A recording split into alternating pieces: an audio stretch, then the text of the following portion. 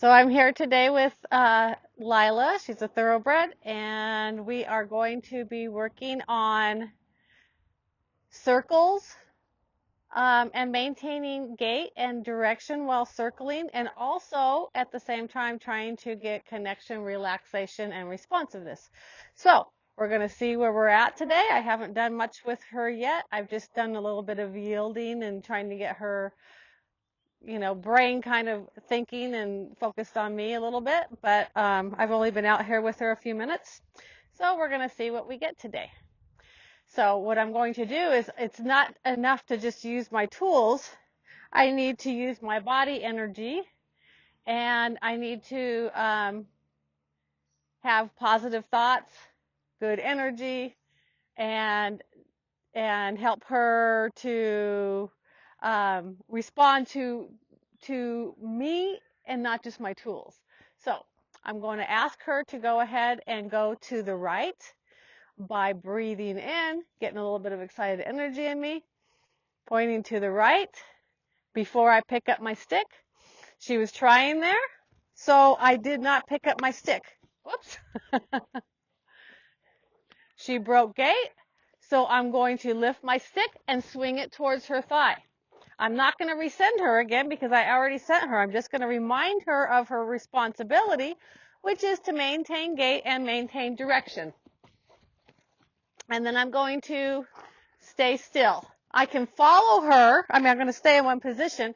I can follow her with my body and stick by her shoulder at first, because what I want her to do is learn to maintain gait, maintain direction, and keep her attention on me a little bit. So I like when her ear's on me. I like when she's looking towards me because she's thinking towards me.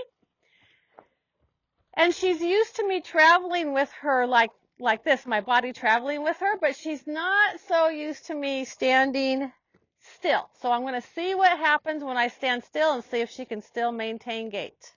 I'm going to pass the rope behind me.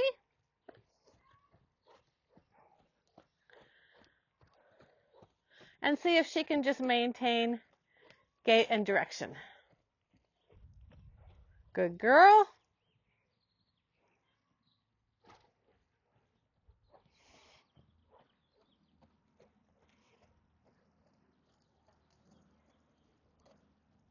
And I'm not going to ask her to go indefinitely right now because that would be setting her up to fail. I'm going to let her do a few laps and just make sure that she can maintain gait and direction. Then I'm going to look at her hind end, have her turn and face, stop and wait. Good girl. I like that. If she does well going to the left, then I may start traveling and having her circle around me and maintain gait and maintain direction. Good girl. But if I was to just point my hand and ask her to go without bringing up any energy in my body, I'm not going to get as much of a response.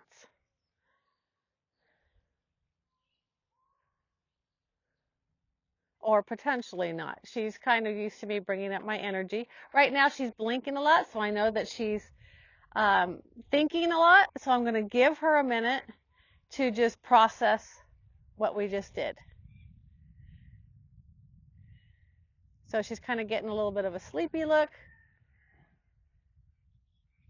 So I'm going to give her a minute to bring her emotions back down to neutral and relax before I send her off again.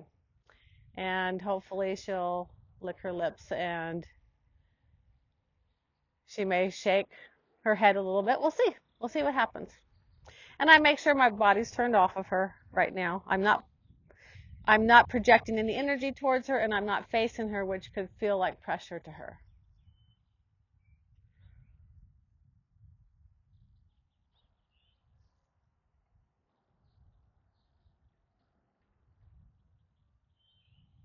So if she begins to look around, I can go ahead and send her off. So let's see what it would look like if I did not put any energy into it, if I just pointed. Nothing. Now I'm going to breathe. Breathe in. and I get a much better reaction. So there, if I would have not used any energy in my body and just pointed, I would have, like I did at first, I would have had to use my stick to reinforce. And then it starts feeling like a lot of pressure. It starts feeling uncomfortable. The horse disconnects.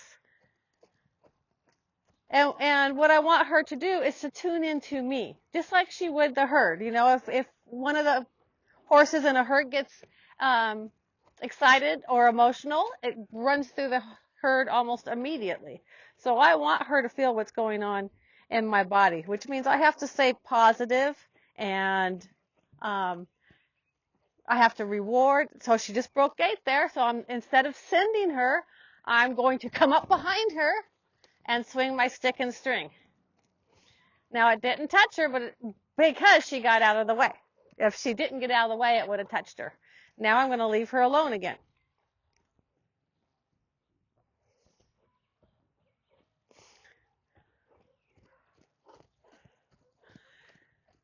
So what I'm seeing is her disconnecting from me right now. So what I'm going to work on is I'm going to start following her, which means I'm following her shoulder with my body.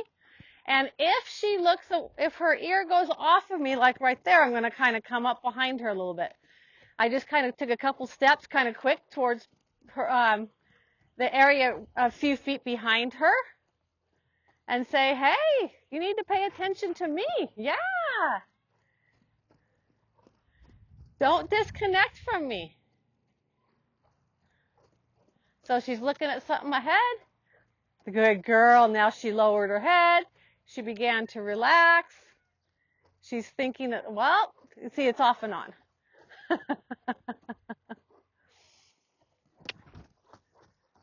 See, that was more intensity from my body asking her to go versus just using my tools.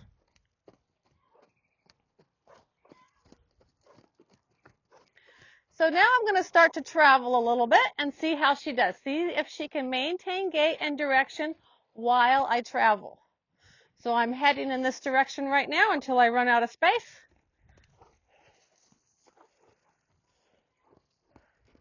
And then I'm going to head in that direction. And I'm going to try to follow a straight line and see if she can maintain gait and maintain direction as we do this. And if she doesn't, I will just correct her like I did earlier.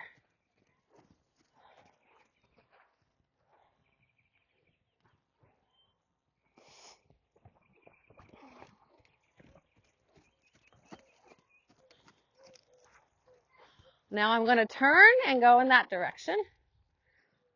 And I want her to just maintain. Good girl.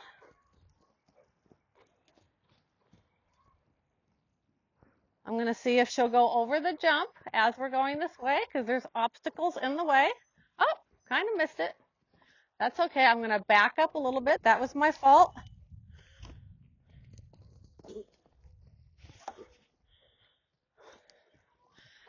So now I'm not going to ask for the jump because she's being a little bit emotional. But I'm just going to kind of hang out right here where I'm at and see if she can begin to relax. I backed away from the jump a little bit. I'm going to ask her to trot by wiggling the rope. Please trot.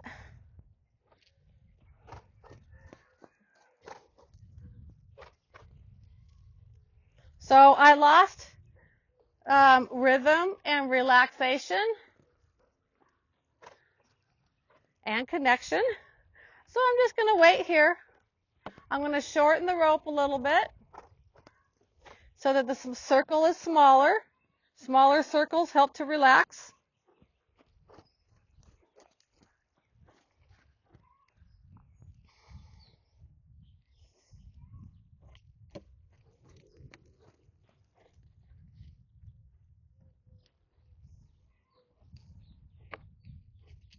That's better. Her head's coming down. She's beginning to relax.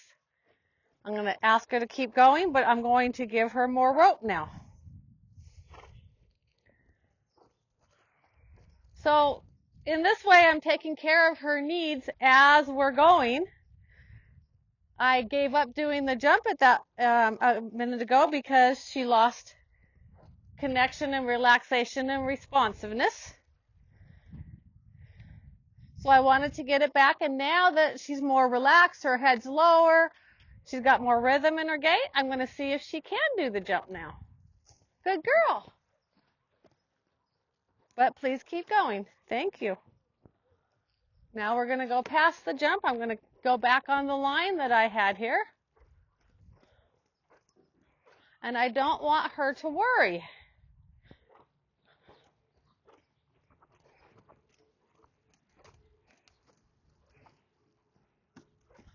And if obstacles get in the way, just work through them. No big deal. I'm going to change direction again. Good girl.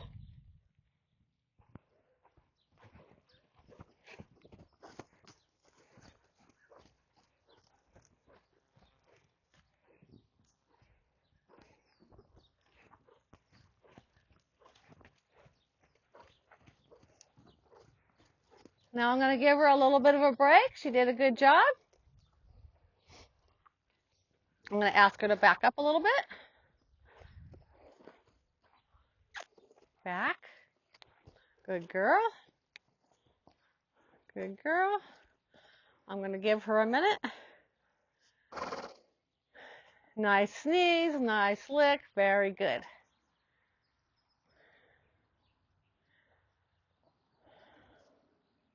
So now I'm going to see how it'll be if we go to the right. Breathe in, point. Get my trot. Make sure that I have her maintaining gait and direction before I start to travel. And if she messes up, I just help her. Don't change direction and don't change gait. But she's not in trouble. I'm just reminding her of what her responsibility is.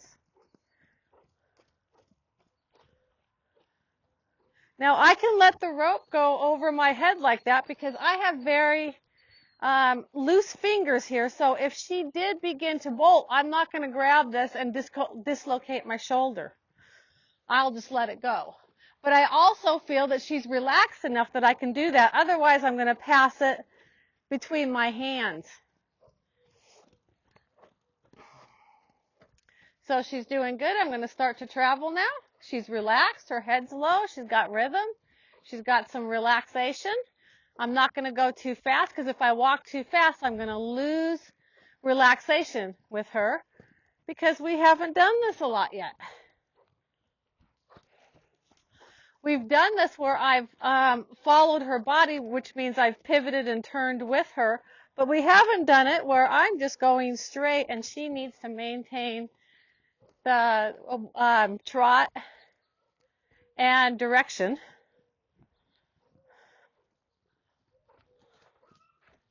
Good girl. See if she'll go over she missed the jump, no big deal.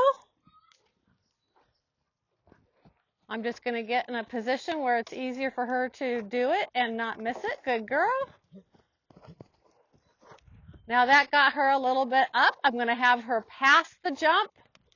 Oh, didn't plan that right. Trot. Trot, yes. Now I'm going to wait for relaxation again, but I'm not going to ask her to go over the jump because if I ask her to keep going over it, she's just going to get more emotional. So I'm following her now so I can watch for relaxation, and because there's the obstacles here, I want to make sure that I'm not setting her up to fail. There, her head's coming down. She's beginning to relax.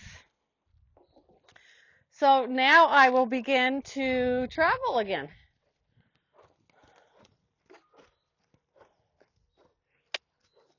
Good girl. Now I'm going to turn.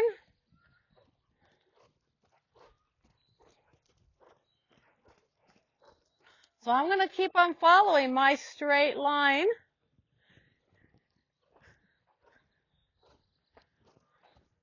as she travels around me.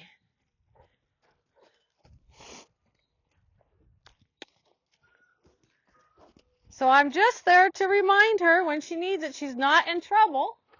I just want her to realize that she needs to keep maintaining gait and direction. Even if I'm moving, just keep circling around me.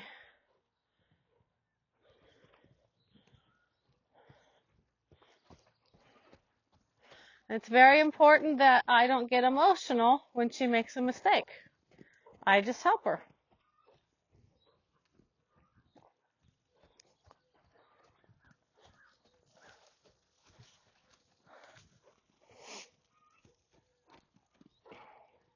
And this is good. But what I would like to do, I just changed directions. I'm going back where I was.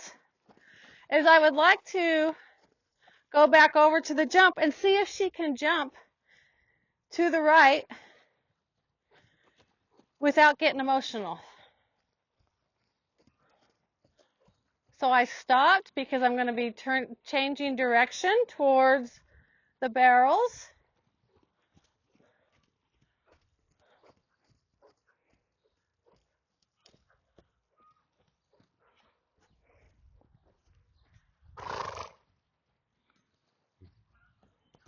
Good girl. That was a lot better. And she's sneezing.